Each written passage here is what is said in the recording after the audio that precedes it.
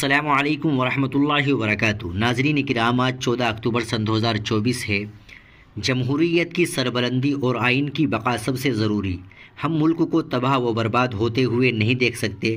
جمعیت علماء ہند کے عہدیداران سے مولانا ارشد مدنی کی بات چیت۔ ملک کے موجودہ تشویشناک حالات پر اشارہ کرتے ہوئے صدر جمعیت علماء ہند مولانا ارشد مدنی نے کہا کہ اس وقت ملک کے حالات جس قدر تشویشناک ہے اس کی ماضی میں نظیر نہیں ملتی۔ اس وقت یکے بعد دیگرے جو واقعات پیش آ رہے ہیں، اس سے اب اس میں کوئی شبہ نہیں رہ گیا کہ ہندوستان فسطائیت کی گرفت میں چلا گیا ہے۔ انہوں نے آئندہ 3 نومبر کو اندرا گاندھی انڈور اسٹیڈیم میں جمعیت علماء ہند کی ہونے والی عظیم الشان کانفرنس کی تیاری کے سلسلے میں دفتر جمعیت میں ملک کی مختلف ریاستوں سے آنے والے جمعیت علماء ہند کے ذمہ داران اور عہدیداران سے کانفرنس کی غرض و غایت پر روشنی ڈالتے ہوئے اس امر کا اظہار کیا۔ انہوں نے کہا کہ نیا تنازع کھڑا کر کے مسلمانوں کو نہ صرف اکسانے کی کوششیں ہو رہی ہے بلکہ انہیں کنارہ لگا دینے کی منصوبہ بند سازشیں بھی ہو رہی ہے۔ مذہبی منافرت اور شدت پسندی کو ہر سطح پر بڑھاوا دیا جا رہا ہے۔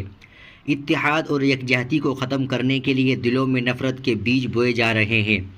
ایک مخصوص فرقے کو نشانہ بنانے کی غرض سے آئے دن نئے قانون بنائے جا رہے ہیں۔ انصاف کا گلا گھونٹا جا رہا ہے اور دستور کی بالادستی کو ختم کر کے انصاف اور قانون کی حکمرانی کی جگہ آمرانہ رویہ اختیار کر کے لوگوں میں خوف و دہشت پھیلائی جا رہی ہے۔ مولانا مدنی نے کہا کہ ایسے میں جمعیت علماء ہند خاموش نہیں بیٹھ سکتی۔ آج جس آزادی اور جمہوریت کا پوری دنیا میں زور شور سے ڈھنڈورا پیٹا جا رہا ہے، یہ ہمارے اکابرین اور اسلاف کی طویل جد و جہد اور قربانی کا نتیجہ ہے۔ انہوں نے کہا کہ جد و جہد آزادی میں قربانی دینے والے مہاتما گاندھی، مولانا مدنی، مولانا آزاد، مفتی کفایت اللہ نے جس ہندوستان کا خواب دیکھا تھا وہ ایسی نفرت اور ظلم و ستم کا ہندوستان ہرگز نہیں تھا۔ ہمارے بزرگوں نے ایسے ہندوستان کا خواب دیکھا تھا جس میں بسنے والے تمام لوگ نسل، برادری اور مذہب سے اوپر اٹھ کر امن و آتشی کے ساتھ رہ سکے۔ چنانچہ ہم خاموشی سے اس آزادی کو تاراج اور تباہ ہوتے ہوئے نہیں دیکھ سکتے۔ انہوں نے کہا کہ ہونے والی کانفرنس کا بنیادی مقصد ملک میں جمہوریت کی سربلندی اور دستور کے تحفظ کو یقینی بنانے کے ساتھ ساتھ امن و آتشی اور باہمی اخوت و محبت کی صدیوں پرانی روایت کو نئی زندگی دینا ہے۔